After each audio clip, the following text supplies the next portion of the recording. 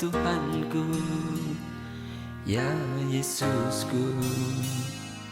Karena semua dosa-dosaku Kau tebus dengan darah-Mu.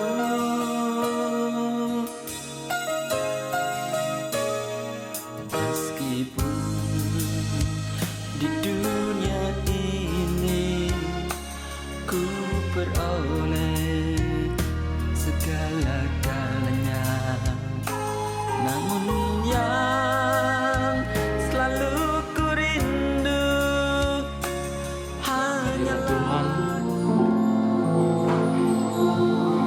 Sungguh dengan apa kita membalas segala kebaikan Tuhan selain dengan kita pujian dan penyembahan dari dalam hati kita kepada Tuhan. Karena Tuhan, Dia yang begitu baik dalam kehidupan kita. Dia yang begitu mengerti dalam kehidupan kita. Bahkan setiap jalan kita dituntun oleh Tuhan, oleh tangannya yang membawa kita kepada jalan dan rencananya yang indah, yang membawa kita kepada kemenangan demi kemenangan oleh Tuhan. Terima kasih Tuhan. Oh Tuhan, pada pagi hari ini kami siap untuk mendengarkan firman Tuhan. Biar kiranya Roh Kudus-Mu Tuhan yang selalu menuntun kami, sehingga kami terus berjalan di dalam kebenaran-Mu Tuhan. Haleluya, inilah yang menjadi kerinduan kami pada pagi hari ini. Haleluya. Peganglah tangan kami ya Roh Kudus. Peganglah tangan kami Tuhan. Peganglah tanganku Roh Kudus, setiap hari ku tak dapat jalan sendiri tanpa Roh-Mu. Bawalah diriku kepada jalan kebenaran, agar ku tidak tersesat, mengikuti jalan-Mu. Peganglah tangan kami ya Roh Kudus. Peganglah tanganku Roh Kudus, setiap hari ku tak dapat jalan sendiri tanpa Roh-Mu. Bawalah diriku kepada segala kebenaran,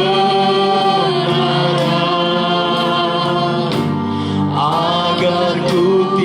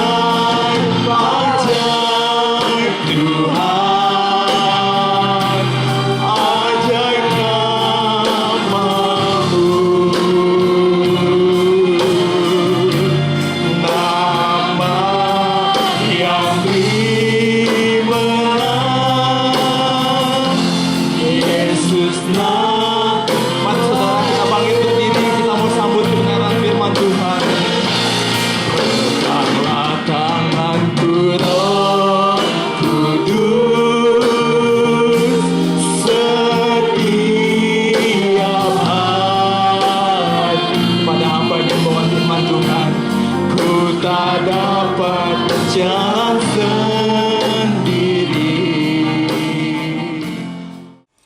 Mari kita bersatu di dalam doa. Ya Tuhan Allah kami, Allah yang kami sembah di dalam nama Yesus Kristus, mengucap syukur kepadamu Tuhan, 1 minggu lagi Engkau memelihara kami, menyertai, menjagai, memberikan kesehatan, memberkati, melindungi, dan hari ini Tuhan Engkau kumpulkan kami bersama-sama dengan saudara-saudara kami seiman dalam suatu ibadah di mana kami di rumah kami masing-masing dalam ibadah online, tapi Engkau selalu ada bersama-sama dengan kami dalam satu kesatuan di dalam nama Yesus Kristus. Bahwa sesungguhnya hidup ini adalah anugerah, kesehatan yang Kau berikan, rezeki, tempat tinggal, keluarga, dan semua adalah karena Engkau mengasihi kami, karena Engkau kenal kami, dan karena Engkau ingin kami melakukan yang baik juga untuk kami, untuk Engkau dan untuk sesama kami. Memberkati pemberitaan firman-Mu Tuhan, turunlah pengurapan-Mu, biar kiranya firman itu mendatangkan kekuatan, firman itu menghiburkan, firman itu menyembuhkan. Dan hamba-Mu ini Tuhan hanyalah juru bicara-Mu saja. Oleh sebab itu turunlah pengurapan-Mu, biar kiranya firman ini memberkati setiap kami, dan kami yang siap untuk diberkati oleh firman Tuhan. Bersama-sama kita katakan amin. Bapak Ibu saudara-saudara yang dikasihi oleh Tuhan, selamat berjumpa kembali. 1 minggu lagi Tuhan memelihara hidup kita. Tentunya banyak pertolongan, banyak penyertaan, banyak berkat-berkat yang ajaib yang Tuhan berikan kepada setiap kita. Dan ketahuilah kalau kita masih ada sampai hari ini, semua ini adalah anugerah, suatu bukti bahwa Tuhan itu terus memelihara kita. Walau hidup pasti banyak masalah, ya, namun Tuhan berjanji bahwa Dia tidak akan meninggalkan kita. Dia akan terus menjaga kita, Dia akan terus mengawasi kita dan siap untuk menolong kita. Itu sebabnya saat kita bersama-sama, walaupun dalam ibadah online ini adalah suatu ibadah dengan hati yang mengucap syukur atas kebaikan Tuhan.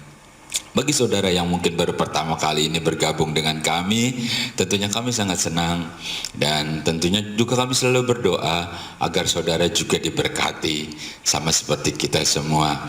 Nikmati kebaikan Tuhan, bahwa Tuhan memelihara kehidupan kita. Dan jangan lupa kita harus masih terus menjaga kesehatan, pakai masker ya, pakai masker, jaga jarak, sering-sering cuci tangan, dan jangan di tempat-tempat berkerumun-kerumun gitu. Kalau memang tidak begitu perlu, biarlah tinggal di rumah supaya kita tetap sehat. Mari kita akan masuk dalam firman Tuhan. Apa yang Tuhan mau bicara sama kita, tentunya untuk setiap kita agar kita diberkati dalam firman-Nya. Pembacaan firman Tuhan pada saat ini terambil dalam Lukas pasal yang ke-7. Lukas pasal yang ke-7 mulai ayat yang ke-37. Di kota itu ada seorang perempuan yang terkenal sebagai seorang berdosa.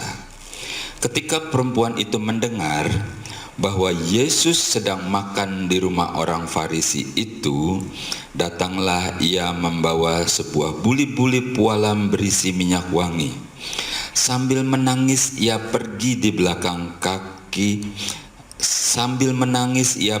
berdiri di belakang Yesus dekat kakinya, lalu membasahi kakinya itu dengan air matanya dan menyekanya dengan rambutnya.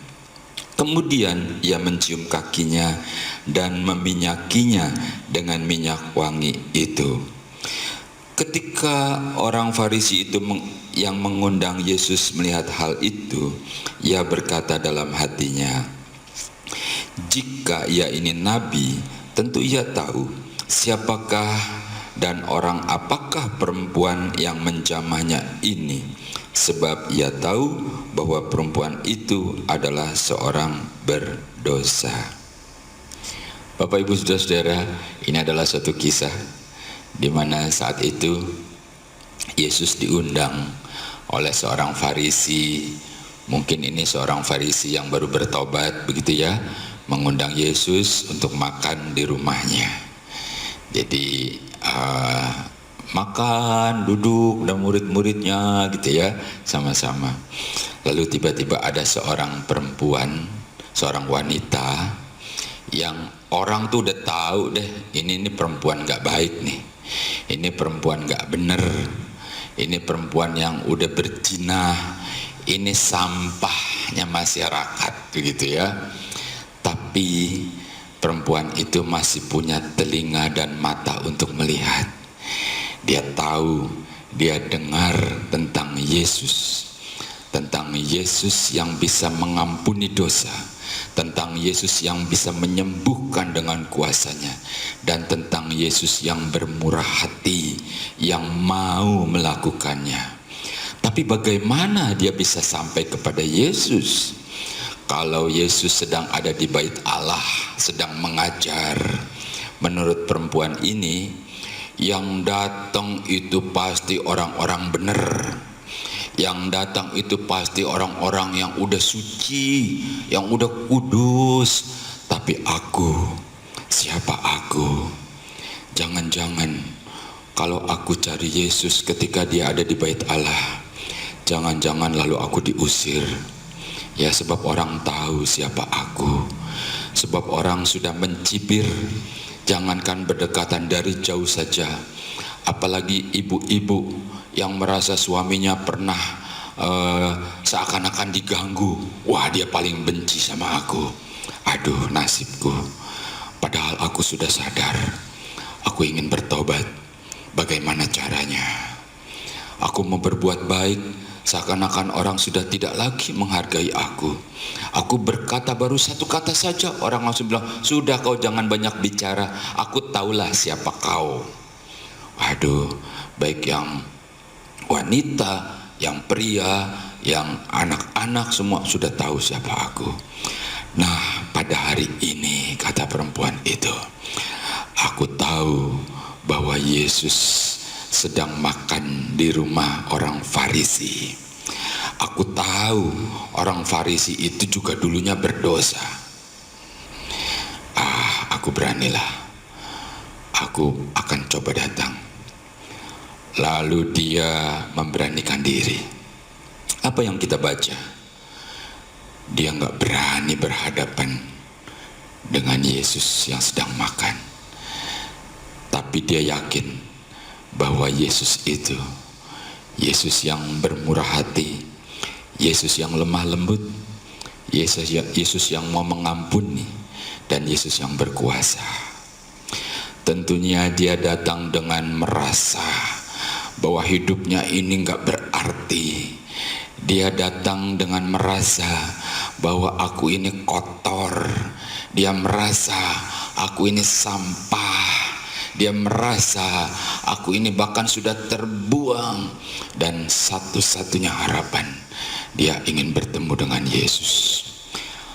Dia datang, dikatakan dia cuma bisa dari belakang. Dari belakang dia berdiri, dia pelan-pelan, dia sujud. Tentu dia nggak akan tahan antara dosanya dengan kekudusan yang dimiliki oleh Yesus. Itu sebabnya dia tersungkur, dia menangis. Lalu firman Tuhan berkata, tidak sampai di situ, ya. Lalu dia buka hartanya, yaitu minyak wangi yang dia simpen, yang dia nanti kalau event yang benar-benar penting buat aku, itu akan aku pakai, karena ini adalah barang mahal buat aku. Tapi hari itu, ketika dia bertemu dengan Yesus, dia ada di belakang, dia nggak berani ada di depan, karena dia tahu siapa dia takut. Jangan-jangan belum sampai di situ dia sudah diusir keluar, sebab dikatakan semua orang sudah tahu siapa dia. Jadi dia dari belakang, dari jauh dia sudah menangis, bukan menangisi Yesus, menangisi kesalahannya, menangisi dosa-dosanya, dan dia ingin supaya kesalahan dan dosa-dosanya dihapuskan. Bapak Ibu Saudara, ketahuilah bahwa ini memang si iblis punya rencana. Jadi ketika satu orang ingin dijatuhkan, salah satu senjatanya si iblis akan bilang begini, nggak apa-apa, ya nggak ada yang tahu, ya cuman sedikit, nggak apa-apa. Seperti si ular di Taman Eden itu, bukan? Makanlah, justru engkau nanti bisa melihat, engkau akan seperti Allah, dan seterusnya. Itu senjatanya si iblis.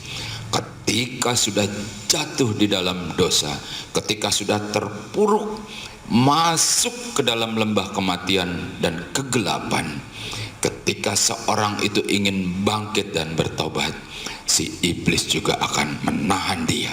Tidak rela kalau ada satu orang bertobat. Dan si iblis, kalau tadi senjatanya nggak apa-apa, nggak ada yang tahu, sedikit, cobalah, jajalah. Ketika dia jatuh dan dia mau bertobat, lalu si iblis udah ganti strategi. Dia bilang begini, nggak bisa, kau sudah terlambat, udah kasep, udah hancur, nggak ada harapan. Sampai dia betul-betul mati tubuh, jiwa, dan rohnya dalam kebinasaan. Untuk itulah Yesus datang, untuk menyelamatkan yang seperti itu. Yesus bilang, aku datang ke dunia ini bukan untuk orang baik, tapi justru untuk orang berdosa. Karena aku mengasihi jiwamu, walaupun aku benci terhadap dosa. Bapak Ibu Saudara, si wanita ini ingin bertobat. Dia tahu dia salah, dia sudah berusaha tidak bisa, dan ini saatnya. Dan ketika dia datang, berhadapan pun dia nggak berani, ya, sebab dosa kalau berhadapan dengan kesucian dia nggak akan berani. Jadi dia dari belakang, namun dia berusaha. Nah, ketika dia sampai, itu pun dia sambil menangis, meratapi kesalahannya. Lalu dia mengeluarkan air mata, dia buka harta satu-satunya.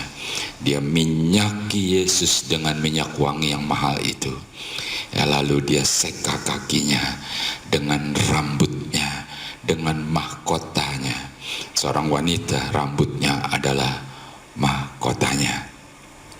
Bapak Ibu Saudara, seorang wanita kalau dia menangis, saudara tahu itu pasti ada sesuatu dalam dia.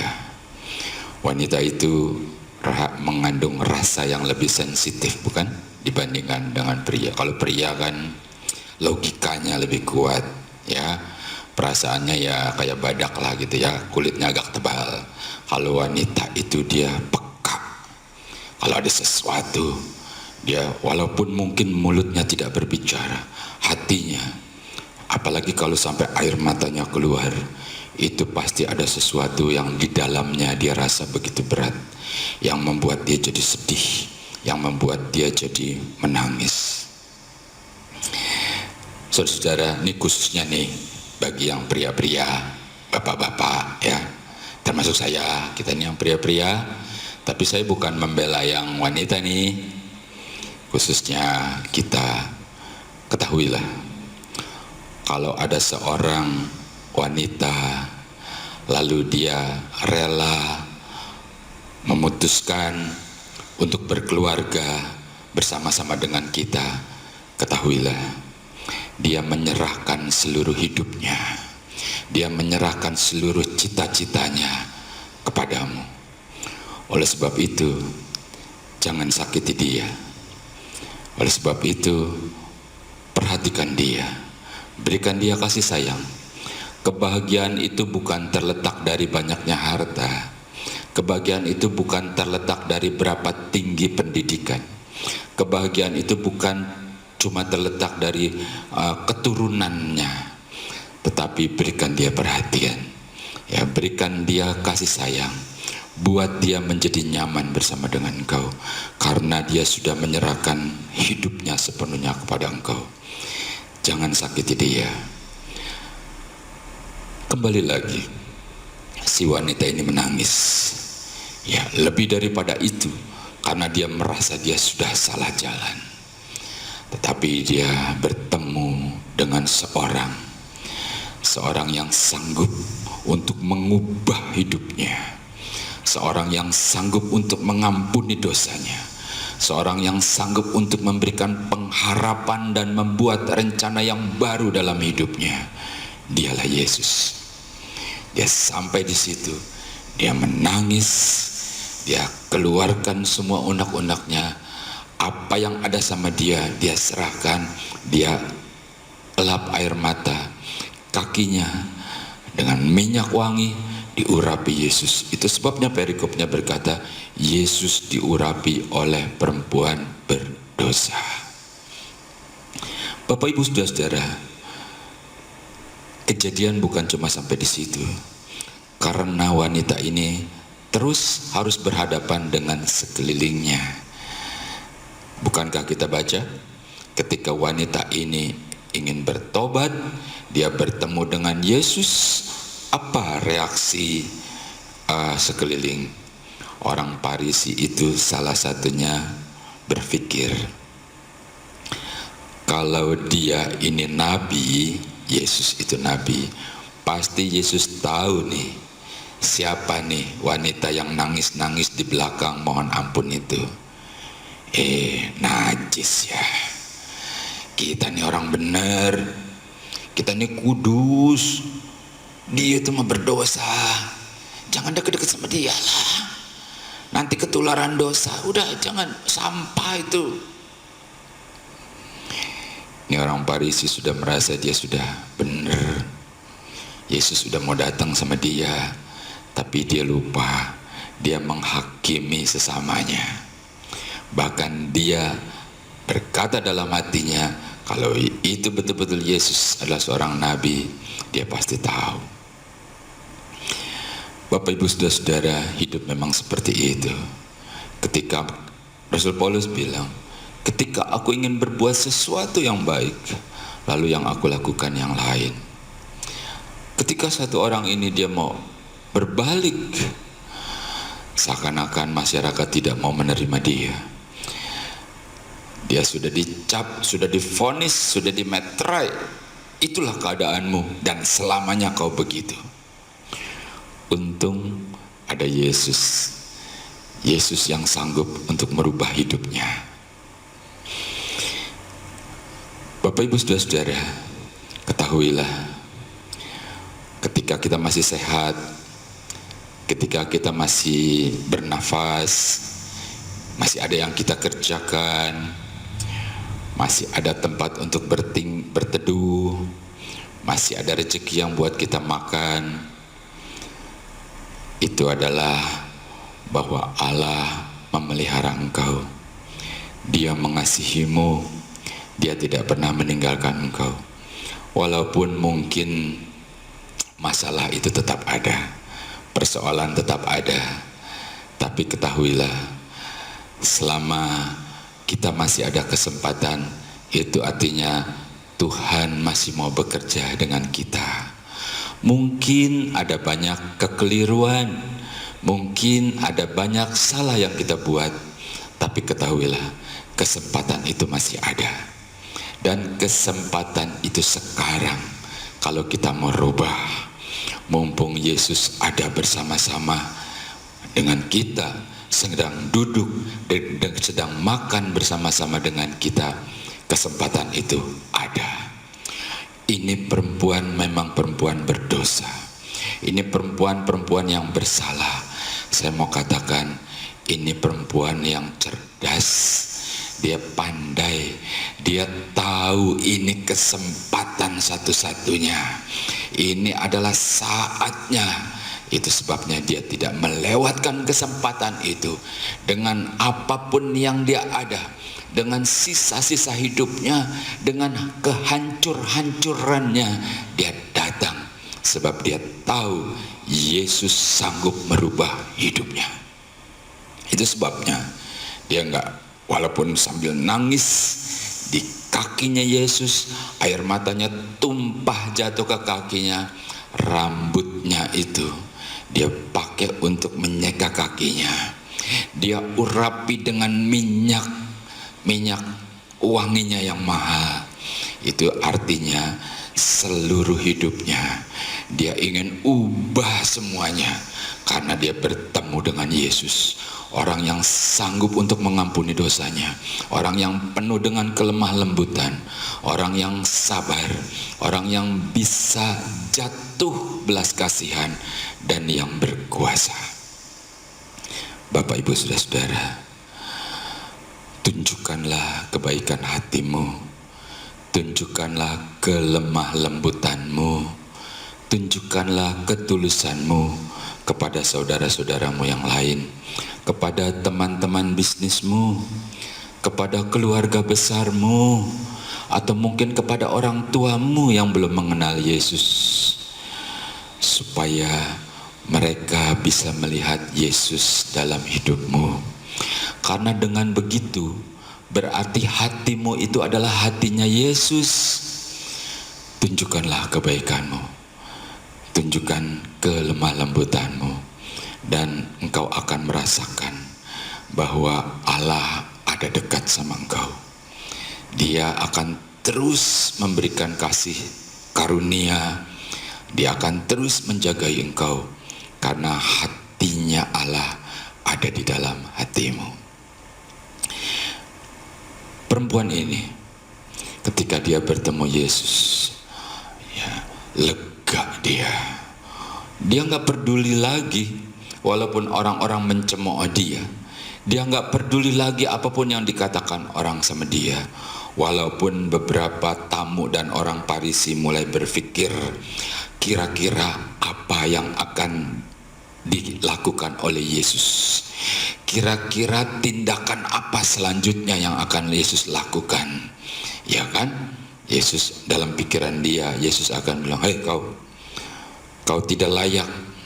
Siapa kau? Aku tahu siapa engkau. Kan demi orang Farisi itu, bukan? Sudahlah, pergilah, jangan dekat-dekat, jangan dekat-dekat.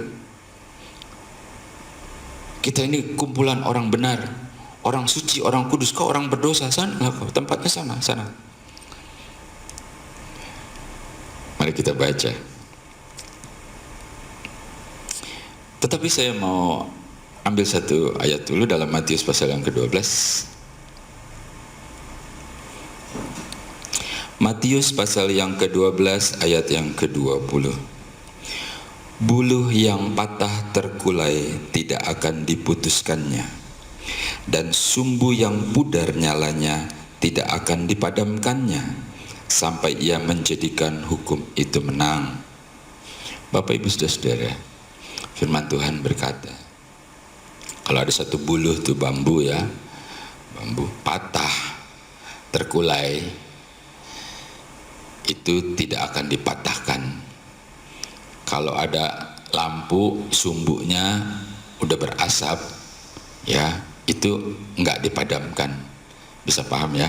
Kalau bulu udah patah itu, pertama masih segar, begitu patah itu beberapa hari, lama-lama layu, langsung tinggal dipotek, pletek gitu ya. Atau sumbu yang udah berasap, minyaknya udah habis, jadi apinya besar, kecil, lama-lama mati, gitu ya.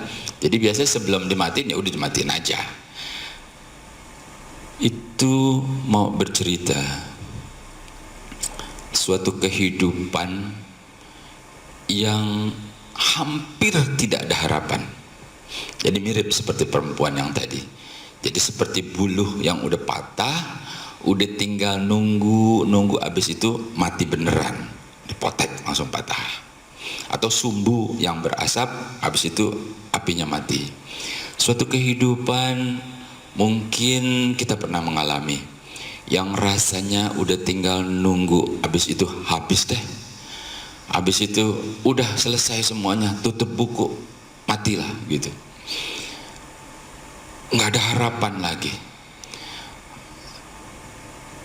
Tetapi dikatakan oleh Yesus yang berkuasa itu. Kalaupun itu harapannya sekecil itu pun, itu enggak dipatahin, enggak dibuang, kagak dimatiin sekalian. Kenapa? Karena Allah yang memposisikan dirinya sebagai Bapa, Dia sangat mengasihimu. Dia kenal engkau. Begitu juga terhadap si perempuan yang tadi berdosa ini. Ya, harapan cuma kecil sekalipun, tapi firman Tuhan berkata, Allah tetap mengasihi. Dia mengasihi kita juga.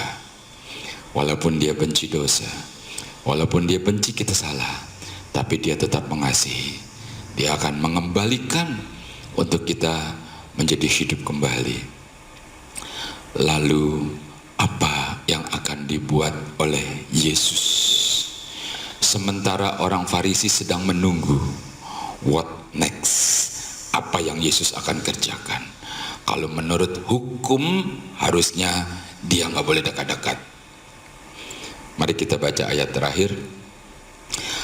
Lalu ia berkata, Yesus, lalu ia berkata kepada perempuan itu, dosamu telah diampuni.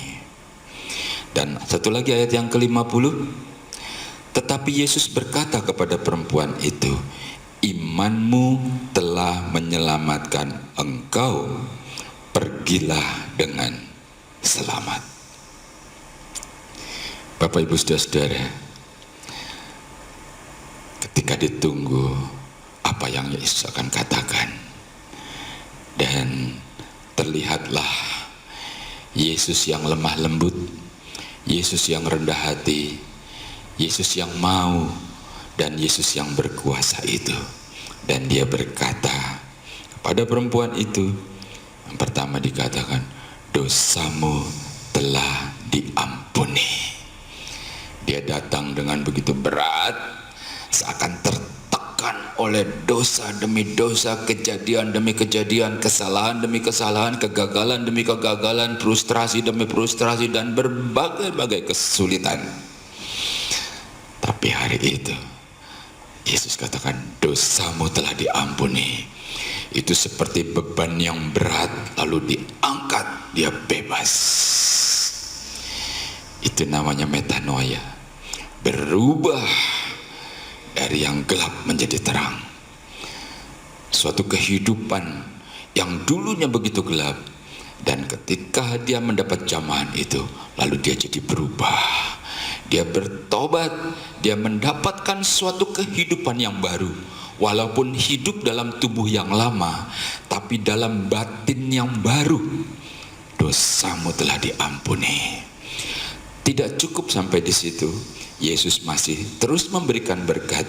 Dikatakan, imanmu, apa yang kau percayakan, apa yang kau sudah berusaha untuk datang, untuk mencari, dan bahkan engkau menyembah, engkau berikan semuanya, itu karena imanmu. Imanmu itu telah menyelamatkan engkau. Bukan cuma dosanya, bukan cuma kehidupan yang baru, tapi dia memperoleh apa yang diidam-idamkan oleh banyak orang, yaitu suatu kemuliaan yang pada akhirnya dia akan memiliki surga, karena dia memperoleh kehidupan yang kekal, bertemu dengan Yesus yang murah hati, yang rendah hati, yang mau melakukan, dan Yesus yang berkuasa melakukan itu. Bapak Ibu Saudara-saudara, biar kiranya hari ini kita pun bertemu dengan Yesus. Apapun keadaan kita, apapun permasalahan kita, walaupun kita rasa begitu berat, walaupun begitu sukar, bahkan kita berpikir mungkin udah nggak bisa lagi, ketahuilah ada Allah di dalam nama Yesus Kristus yang bisa melakukannya bagi kita. Tetap semangat, tetap beriman, kerjakan terus, lakukan. Allah bersama dengan kita. Mari kita bersama kita berdoa. Mengucap syukur kepadamu Tuhan, karena Engkau sudah melakukannya bagi kami. Engkau datang dan berbicara khusus kepada kami pribadi lepas pribadi, keluarga demi keluarga, karena Engkau mengetahui setiap permasalahan kami, dan karena Engkau ingin memberikan kami kelegaan, karena Engkau ingin menyembuhkan, karena Engkau ingin membuka jalan, karena Engkau ingin menolong kami, dan karena Engkau kenal kami, dan karena Engkau Allah, maka tidak ada yang sukar. Engkau sanggup untuk melakukan apapun, semuanya demi kebaikan kami, karena Engkau mengasihi. Pada hari ini Tuhan, kami mau berdoa secara khusus buat saudara-saudara kami yang saat ini bersama-sama beribadah online saat ini di rumah mereka masing-masing. Di dalam nama Tuhan Yesus Kristus, biar kiranya berkat-Mu atas mereka, berkati keluarga-keluarga mereka, cukupi keadaan mereka, taruh damai dan sukacita, berikan kesehatan, berikan umur panjang. Biar kiranya kuasa-Mu Tuhan menjangkau mereka. Kalau ada yang sakit atau yang kurang sehat, Engkau masih berkuasa. Di dalam nama Tuhan Yesus Kristus, kami lepaskan kesembuhan itu dan jadilah sembuh. Jamah setiap pribadi Tuhan. Demikian juga usaha mata pencarian mereka. Mereka yang berdagang Kau berkati. Mereka yang bekerja berkati di tempat pekerjaan mereka.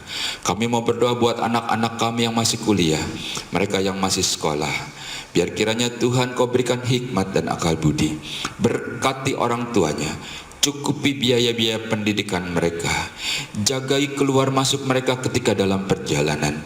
Jagai ketika mereka dalam pergaulan. Kami percaya Tuhan bahwa anak-anak kami adalah milik-Mu yang Kau percayakan kepada kami. Oleh sebab itu Engkaulah yang akan merajut masa depan yang terbaik bagi mereka.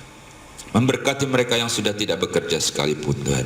Berkati melalui anak-anaknya, berkati melalui mantunya, melalui cucu-cucunya, dan berikan kesehatan dan umur panjang, sampai kami bisa melihat anak-anak dari anak-anak kami tumbuh dewasa di dalam Engkau, dan sampai kami menerima kemuliaan, yaitu sorga yang menjadi milik kami.